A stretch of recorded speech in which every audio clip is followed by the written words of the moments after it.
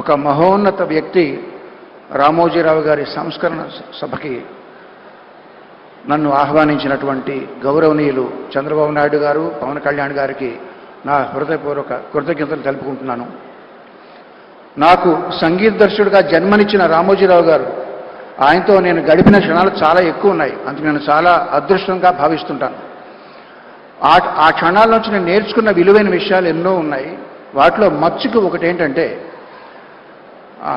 మద్యపాన వ్యతిరేక ఉద్యమంకి ఆయన వంతు కంట్రిబ్యూషన్గా ఆయన రకరకాల ఆర్టిస్టులతో, ఉద్యమకారులతో, రచయితలతో, సంగీత దర్శకులతో, గాయకులతో ఆయన తెలిసిన వాళ్ళందరినీ పిలిచి పాటలు రికార్డ్ చేసి ఆ ఉద్యమానికి సపోర్ట్ చేశారండి.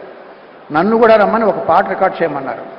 నేను అన్నాను, సార్ నేను మెడ్రాస్ వెళ్ళి 4 రకాల ట్యూన్లు నేను మీకు చేసి పంపిస్తానని అన్నాను. ఆయన కోసం చాలామంది బయట వెయిట్ చేస్తూ ఉండగా నాతో అన్న మాటలు ఏంటంటే, వద్దండి, ఒకే ఒక ట్యూన్ చేసి పంపండి, నేను మీకు దీనికి రెమ్యునరేషన్ ఇవ్వట్లేదు, నేను మిమ్మల్ని అభ్యర్థిస్తున్నాను, అభ్యర్థించేవాడికి ఆప్షన్స్ ఉండవు, అలా చేయకూడదు, ధర్మం కాదు అన్నారు. ఆ మొక్క ఆయన నాతో చెప్పడానికి 2 నిమిషాలు వెచ్చించాల్సిన పని లేదు, ఆయనకి ఏమి లాభం లేదు. అంతటి మహోన్నత వ్యక్తి ఆయన. ఎన్నో విషయాలు నేను నేర్చుకున్నాను ఆయన దగ్గర నుంచి.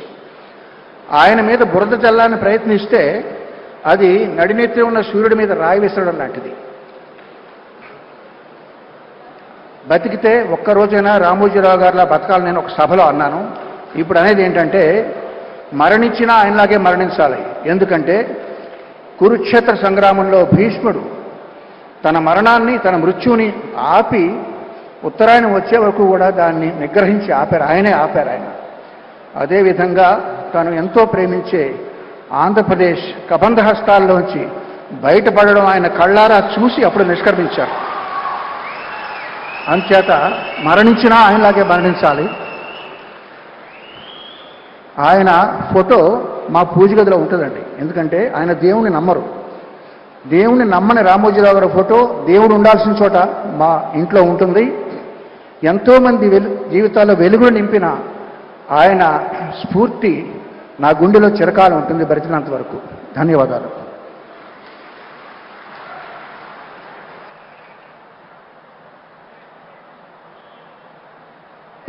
Thank you very much Keeravani గారు. ఇక అలాగే రూట్స్, మన పునాదుల్ని ఎప్పుడూ మర్చిపోకూడదు, ఎంత ఎత్తుకి ఎదిగినా అంటారు. అలాంటి బలమైన పునాది ఈటీవీతో మొదలుపెట్టారు. మరోసారి ఆస్కర్ స్థాయికి వెళ్ళి మనందరినీ కూడా చాలా తెలుగు వారిగా గర్వపడేలా చేశారు. మన రాజమౌళి గారిని మాట్లాడవలసిందిగా సవినయంగా కోరుతున్నాను.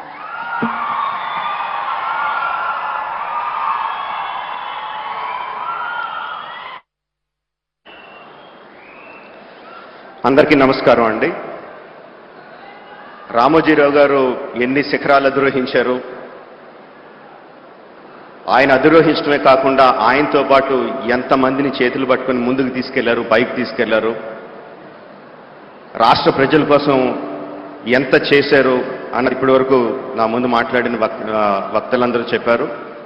ఆడియో వీడియో విజువల్లో కూడా చూసాం, తర్వాత కూడా ఇంకా చెప్పబోతారు. అంతకన్నా నేను ఎక్కువ చెప్పగలను అనుకోవట్లేదండి, అంత సాహసం చేయట్లేదు. ఒకటే అడుగుతున్నా అండి, అంత చేసిన రామోజీరావు గారికి మనం తిరిగి ఏం చేయగలం? 100% అండి. ఆంధ్రప్రదేశ్ రాష్ట్ర ప్రభుత్వాన్ని, తెలంగాణ రాష్ట్ర ప్రభుత్వాన్ని, కేంద్ర ప్రభుత్వాన్ని కూడా రిక్వెస్ట్ చేస్తున్నాను ఈ వేదిక మీద నుంచి, రామోజీరావు గారికి భారతరత్న ప్రదానం చేయడం సముచితం, సబబు. నమస్కారం అండి. Thank you.